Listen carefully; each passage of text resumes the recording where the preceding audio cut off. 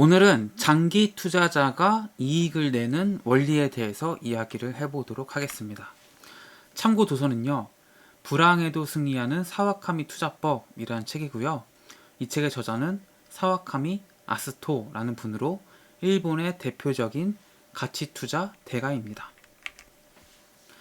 일단 이 장기 투자는요, 아주 원리가 단순합니다. 기본 철칙은 뭐냐? 쌀 때 사두고 오르면 판답니다. 모든 장사가 뭐 다 똑같지만 싸게 산 것을 비싸게 팔 때 이제 이익이 크죠. 이것을 하는 게 장기 투자입니다. 비싸게 사면은 그만큼 이익이 줄어들고요. 어쩌면 손실을 볼 수도 있습니다. 이 사소한 문제가 있을 때 어쩔 수 없이 싸게 파는 그런 주식들을 잘 골라가지고 그런 것들을 싸게 사서 나중에 문제가 해결되고 주가가 올라가면은 그때 비싸게 파는 거죠. 근데 이제 애초에 비싸게 사버리면은 이런 사소한 문제 주가가 뭔가 하락하고 급격하게 막 많이 빠질 때 손실을 볼 가능성이 커지게 되는 거죠. 그래서 우리는 장기 투자를 해야 되는 겁니다. 그러면은 싸게 살 수 있을 때는 언제일까요? 공급이 너무 많아서 수요 측이 거들떠도 보지 않을 때, 아니면은 가지고 있으면 모두가 손해 본다면서 모두가 팔고 싶어 할 때, 이때가 이제 싸게 살 수 있는 타이밍이 됩니다. 이 두 상황은요, 모두 사고자 하는 에너지보다 팔고자 하는 에너지가 강할 때인데요. 그러한 상태가 계속되는 동안은 어떤 것이든 싸게 사들일 수 있게 됩니다. 매도 우위일 때야말로 상품을 싸게 살 수 있는 절호의 기회가 되죠. 그래서 자금 여유만 있다면은 서둘러서 많이 사두는 것이 굉장히 유리합니다. 싸게 사면은 일단 마음이 편하죠.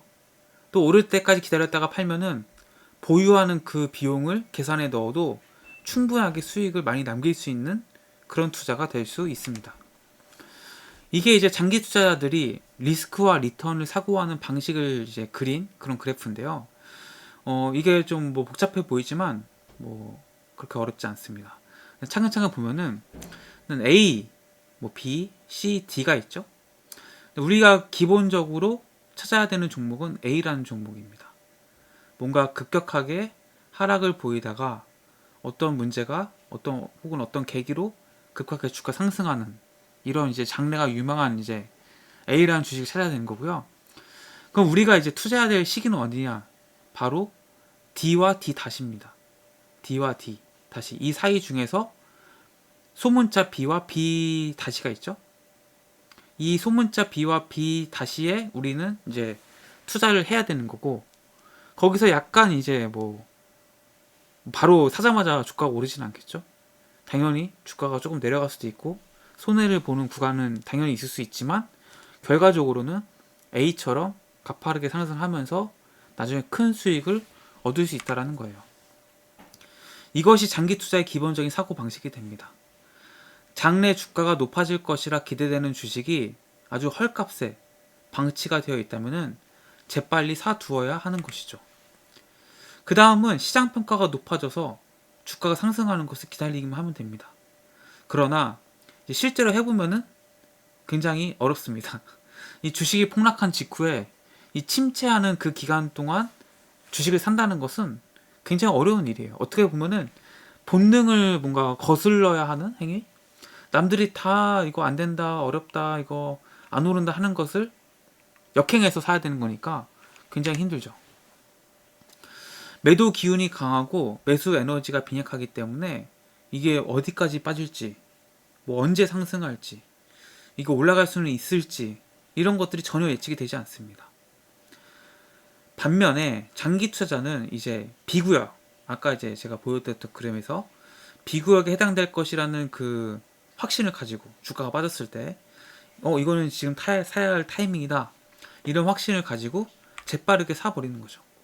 그러면은 A의 가격 추이처럼 미래 어느 시점에서 시장 평가가 상당히 높아질 것이라고 기대할 수 있는 투자 대상을 고르는 것이 이제 중요해집니다.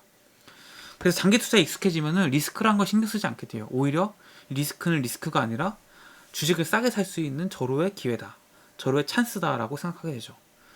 장기 투자할 것은 쌀 때 사서 비싸질 때까지 기다리면 된다. 그래서 리스크라는 생각이 전혀 없어지죠. 어쨌든 또 한 가지 장점은 뭐냐? 남들이 다 팔 때, 남들이 이거 안 낸다 할 때 이걸 오히려 주식을 사기 때문에 이 시기가 주식의 뭔가 고점, 상투일 가능성은 없습니다.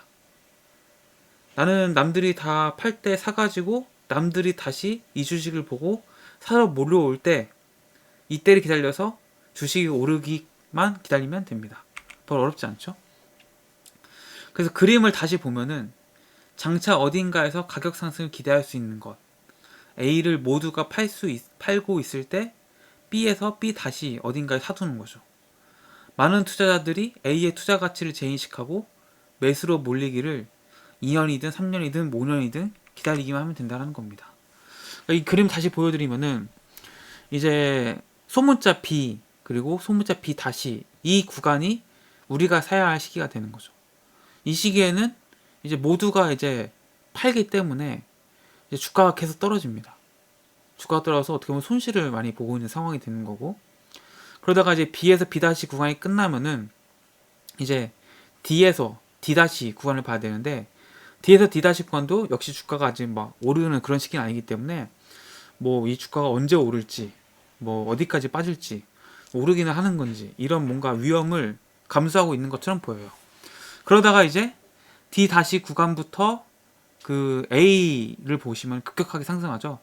사람들이 이 주식의 뭔가 진가, 이 주식의 진짜 가치를 알아보고 이제 너도 나도 살려고 이제 몰려드니까 주가가 이제 급격히 상승하게 되는 거죠. 그래서 이것으로 해서 이제 장기 투자가 되는 것입니다. 여기서 주의할 것은 D에서 D 다시 구간, 그러니까 주가가 안 오르고 마이너스 구간에 있는 구간이죠. 이 구간을 리스크로 생각하지 않는 것이 중요합니다.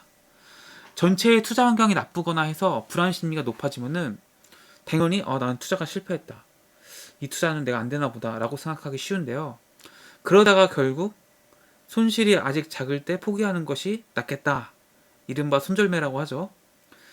이 손절을 치는 것을 이제 합리적으로 생각하고 이제 팔아버리는데, 그럼 이제 손실이 확정이 되는 거니까 진짜 이제 실패한 투자자가 되는 거죠. 그런데 이제 여기서 우리가 이제 포기해서 안 된다.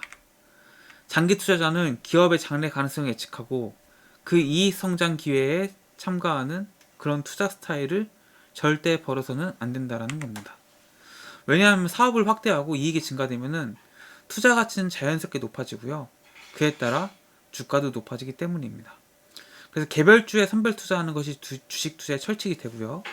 뭐 시장이 전체적으로 어떻다 저렇다 이런 것들은 신경 쓸 게 없다라는 거예요. 우리는 개별 주식을 보고 이 주식이 지금 저평가되어 있는지, 지금 왜 주식이 못 오르고 있는지 이런 것들을 면밀하게 살펴서 추후에 언제라도 올라갈 가능성이나 그 가치들을 재평가 받을 기회가 있다고 생각이 들면은 그 주식을 헐값일 때 사야 된다는 거예요.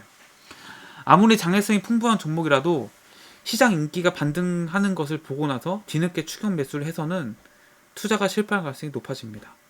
주가는 오래전에 고공행진하기 시작했고 그때 들어가면은 상투를 주게 될 가능성이 높다는 거죠.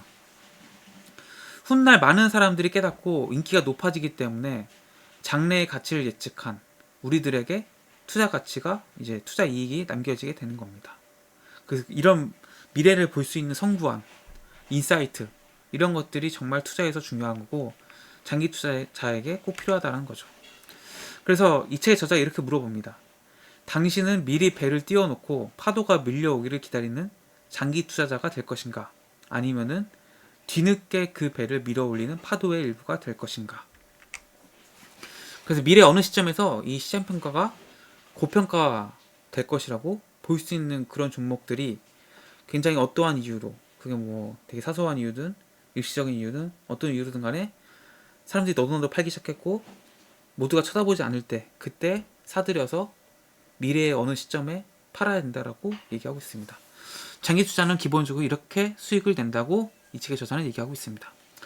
그래서 오늘은 이제 장기 투자자의 그 수익을 내는 원리, 투자 원리에 대해 이야기해봤고요. 불황에도 승리하는 사업가의 투자법이라는 책을 가지고 투자에 대한 뭔가 되게 좋은 진리가 되는 그런 격언들, 이야기들을 계속 제가 소개할 예정이니까요. 많은 분들 봐주시고 구독해주시면 고맙겠습니다. 감사합니다.